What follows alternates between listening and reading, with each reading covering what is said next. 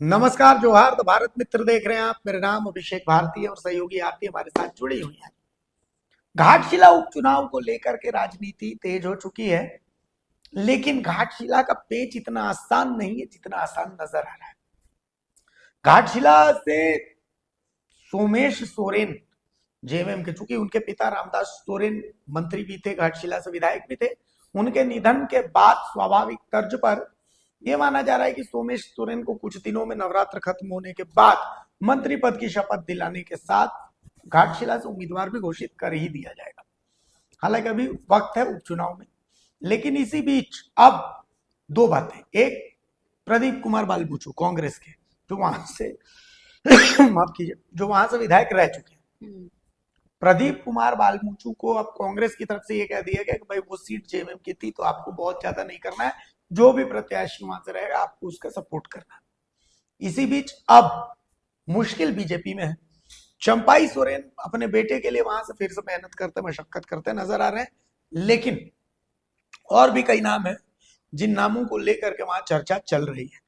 चंपाई सोरेन की राह के इतनी आसान रहने वाली है वहां पे? बिल्कुल भी नहीं। सबसे पहले तो हम अक्सर जब भी बीजेपी के इस वक्त की जो मौजूदा परिस्थिति है उस पर जब भी बात करते हैं तो आप खुद देख रहे हैं कि बीजेपी किस तरह खेमों में बटी नजर आ रही है। अलग अलग गुट है यहाँ पर, अलग अलग कैंप है बीजेपी में, अगर आप प्रदेश बीजेपी की बात करें तो। लेकिन अब चलिए घाटशिला की भी बात कर लेते हैं। तो घाटशिला में सबसे पहले आपको चंपई सोरेन के बेटे बाबूलाल सोरेन को आप छोड़ दीजिए, आप चंपई सोरेन की क्रेडिबिलिटी, उनकी ऑथेंटिसिटी को लेकर आप बीजेपी में क्या पर्सपेक्टिव, क्या नैरेटिव चल रहा है, इसे पहले देखना होगा। और जब तक आप और हम इसे नहीं समझेंगे तब तक आप ये बिल्कुल नहीं समझ पाएंगे कि बाबूलाल सोरेन के लिए वहां पर बीजेपी ठप्पा लगाएगी या नहीं लगाएगी। तो इसलिए आपको ये समझना होगा कि चंपई सोरेन को लेकर क्या पर्सपेक्टिव है झारखंड बीजेपी में। अब आप ये सोचिए, बड़े तामझाम के साथ चुनाव से पहले चंपई सोरेन को शामिल कराया गया था।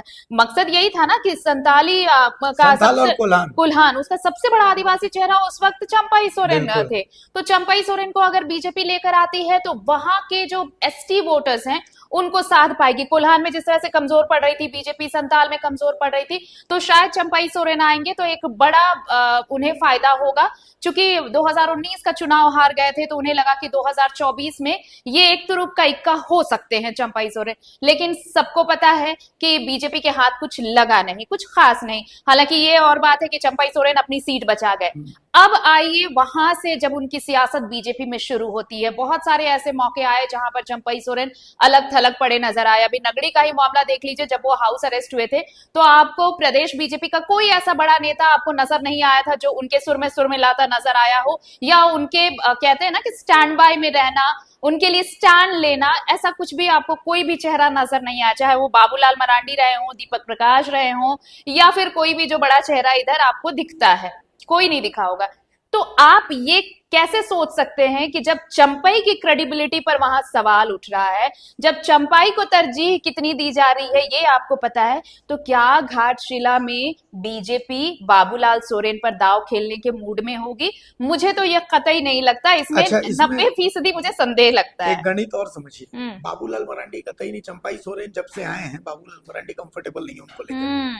और जब बाबूलाल मरांडी कंफर्टेबल नहीं है, प्रदेश अध्यक्ष तो भी वही है, हाँ बिल्कुल। टिकट वगैरह सब तो उन्हीं के थ्रू ही जाना है, सब कुछ हम्म। होना है। अब घाटशिला की बात कीजिएगा तो जेवीएम से चुनाव लड़ी थी सुनीता सोरेन। सुनीता सोरेन, हाँ। क्षेत्र में बहुत पॉजिटिविटी के साथ वो मेहनत कर रही है और बहुत समय से और मेहनत कर अभी रही भी, है, हाँ हाँ। बहुत समय से मेहनत कर रही है। आप समझिए कि बाबूलाल सोरेन, चंपाई सोरेन जब बीजेपी में शामिल हुए तो उस समय तो लगभग 22,000 वोट से आसपास से वो चुनाव हारे थे। हम्म। अब तो एक जो एक कहते हैं कि संवेदनशील जो वोट होता है, मतलब रामदास सोरेन अब नहीं सिंपथी रहे, वोट जो तो होगा, भाई हाँ। एक सिंपैथी है, सहानुभूति में, सहानुभूति हाँ। जिसको कहते हैं, हाँ। तो वो वोट तो उधर है। हम्म।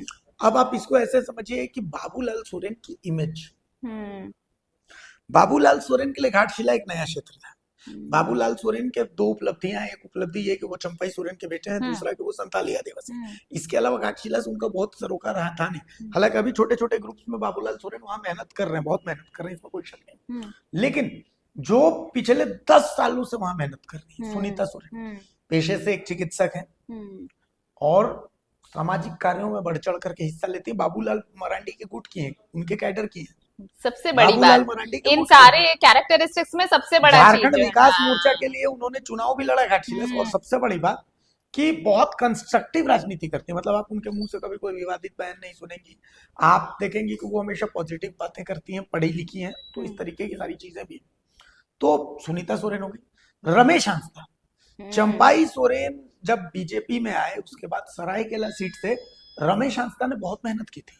हम्म, रमेश हांसदा एक ऐसे उम्मीदवार के रूप में जिन्होंने क्षेत्र में, और घाटशिला के बारे में ये कहा जा रहा है कि बाबूलाल सोरेन के अलावा अगर आप किसी को टिकट देते हैं, रमेश हांसदा को या सुनीता सोरेन को, तो मामला टक्कर का हो सकता है। बीजेपी आलाकमान भी तो वहां पर अपनी रिपोर्ट मंगा ही रहा हो, बिल्कुल ग्राउंड रिपोर्ट तो मंगा जाहिर ही सी रहा बात है हुआ, मंगा रहा हाँ हाँ। हो। और अभी ऐसे समय में जब सूर्य हांसदा के मामले में सरकार फंसी हुई है, ऐसे समय में जब रिम्स 2 के मामले में सरकार, आदिवासियों के मामले में सरकार फंस रही है, तो ऐसे में घाटशिला में यकीनन बीजेपी चाहेगी कि जेएमएम को घेरे। कुर्मी रेल टेका में जिस तरीके की नाराजगी है, जेएमएम ने ये साफ कर दिया कि वो अपने परंपरागत वोटर्स के साथ जाएंगे, संथाली वोटर्स के साथ जाएंगे। तो जेएमएम ने जब वो तय कर दिया, तो बीजेपी ने भी रेल टेका में अपने कुछ नेताओं को उतारा, बिल्कुल हाँ। और उससे ये साफ कर दिया कि भाई रेल टेका को हमारा समर्थन है। तो कुर्मी वोटों का जो अपने तरफ खींचने की कोशिश है वो रही। अब वहां घाटशिला में ये तमाम फैक्टर्स वो भी तो आला कमान के दिमाग में होंगे। तो प्रत्याशी जो भी होगा, उस प्रत्याशी पर को इसी इसी ये जो मापदंड है, उसी मापदंड के आधार पर तो उतारा जाएगा कि भाई ऐसा कौन सा प्रत्याशी रहेगा। और मुझे लगता है कि बीजेपी के लिए ये एक बड़ा मौका भी होगा। मौका इसलिए होगा कि अभी अभी विधानसभा चुनाव जो गया उसमें आप देखिए कि कोल्हान में ज्यादा सफल नहीं हो पाई पार्टी। बहुत कोशिशें की गई लेकिन कुछ हाथ नहीं लगा। नहीं मिला। तो ये एक उसके लिए बड़ा मौका होगा कि शायद यहाँ पर वो सेंध लगा पाए। तो मुझे नहीं लगता है कि जो इस तरह से खेमेबाजी चल रही है, गुटबाजी चल रही है, तो इस साइड इफेक्ट के साथ कोई ऐसा कैंडिडेट पार्टी वहां पर उतारेगी जिसका सिर्फ और सिर्फ खामियाजा ही पार्टी को भुगतना है। इसलिए मुझे लगता है कि पार्टी आलाकमान बिल्कुल एक ऐसी स्ट्रैटेजी जरूर तैयार करेंगे, एक ऐसी रिपोर्ट जरूर चाहेंगे जिससे जो ग्राउंड रियलिटी है वहां पर, कि बीजेपी ऐसे कौन से चेहरे को वहां पर दे जिससे, अभी जो आप देखिए रेल टेका चल रहा है तो कुर्मी, और वहां पर ये कहते हैं कि 25% से ज्यादा कुर्मियों का वोट अगर है वहां पर, वो एक वोट को कम से कम 10% भी अगर साधने में कामयाब होता है कोई ऐसा चेहरा, तो वो जरूर उनके जहन में होगा। दूसरा चीज ये कि एसटी वोटर्स में सेंध लगाने के लिए बहुत मेहनत करनी होगी, क्योंकि आप चंपाई सोरेन और चंपाई के बेटे बाबूलाल सोरेन पर इतना बड़ा दाव नहीं खेलना चाहेगी पार्टी, जहां तक मुझे समझ में आता है। तो अब अगर वहां पर ये सेंध लगानी है तो आपको कोई ऐसा नेता जरूर चुनना होगा जो ये कहे, क्योंकि जेएमएम का जो कैडर है उसके जो वोटर हैं वो खिसकेंगे नहीं। तो आप किन के वोटर्स में सेंध लगाएंगे? जो थर्ड पार्टी होगी, तो थर्ड पार्टी में से वही आएंगे जो आप एक बिल्कुल न्यूट्रल फेस लेकर आएंगे, जिनके बारे में सिर्फ एसटी अपने अपने को देखते होंगे। तो ये सारी चीजें कैलकुलेटिव होंगी वहां पर, और जब ये कैलकुलेट किया जाएगा तो इन सारे कैलकुलेशंस के बाद जो रिजल्ट आता है, मुझे कहीं नहीं लगता कि बाबूलाल सोरेन उस फिगर में आते हैं। तो बाबूलाल सोरेन पर ठप्पा लगाने से पहले, मोहर लगाने से पहले, पार्टी ग्राउंड रियलिटी को जरूर चेक करेगी कि वहां पर, और मुझे लगता है आपने जो नाम बताया डॉक्टर सुनीता, वो रहेंगी ही रहेंगी, और रमेश हांसदा रहेंगे। इसके अलावा और उससे लक्ष्मण मार्डी और हाँ बहुत कुछ सारे है, ऐसे लेकिन चेहरे ये हैं। दोनों रेस में आगे हैं, तो मुझे लगता है मैं ये, आपको एक छोटा हाँ। सा एग्जांपल और बताता हूँ। ये आज से थोड़े दिन पहले की बात है। जिला परिषद के वहां से अध्यक्ष हैं, जिला परिषद अध्यक्ष हैं, कर्ण सिंह नाम है। कर्ण सिंह की अरेस्टिंग हुई थी रामदास सोरेन की मतलब रामदास सोरेन का प्रेशर था, जिसमें बीजेपी के ही कर्ण सिंह है जिनकी अरेस्टिंग हुई थी।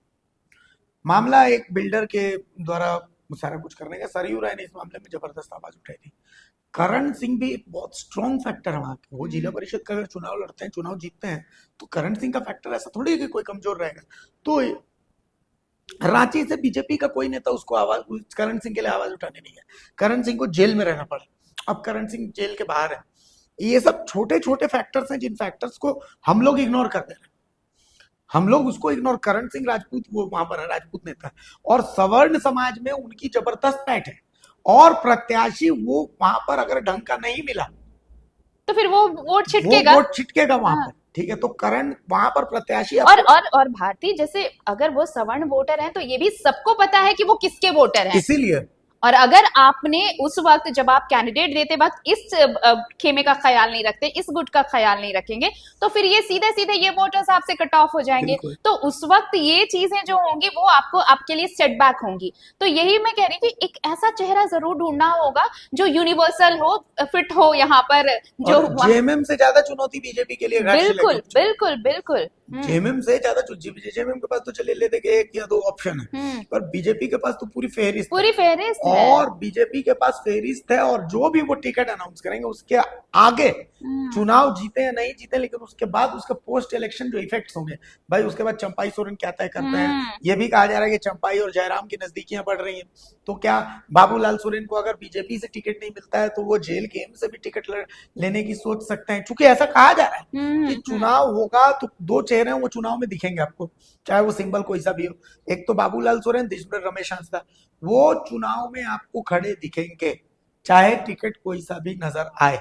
तो ऐसी स्थिति में लेकिन बहुत यानी कुछ कि बीजेपी के लिए मुश्किलें काफी बढ़ने वाली बढ़ने हैं। वाली हैं। कि अगर आपने, पहली बात तो बीजेपी के लिए सबसे बड़ा चैलेंज यही होगा भारती, कि वो कैसे जो ये गुटबाजी चल रही है उसको कम से कम वो कलेक्ट करे, और कहते हैं ना, अंदरूनी कलह पार्टी को हमेशा बर्बाद करती है। तो ये कलह पहले इन्हें इससे निपटना होगा, और उसके बाद कोई ऐसा चेहरा ढूंढना होगा जो वहां पर सर्वसम्मति से एक्सेप्ट किया जा सके। क्योंकि अगर कोई भी बागी होता है, चाहे वो रमेश हांसदा हो या चंपाई सोरेन हो, अगर ये बागी होते हैं तो इसका खामियाजा भी पार्टी को ही भुगतना पड़ेगा।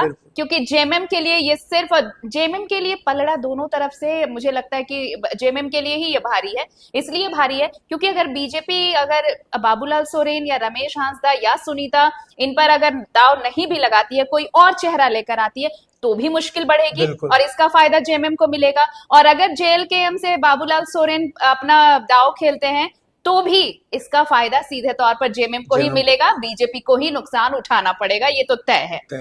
तो कुल मिलाकर के अभी तो समय है घाटशिला के उपचुनाव में, लेकिन फिलहाल जो अंदर खाने की सियासत है वो जोरदार चल रही है। नजर हमारी भी है, नजर आप भी बनाए रखिए।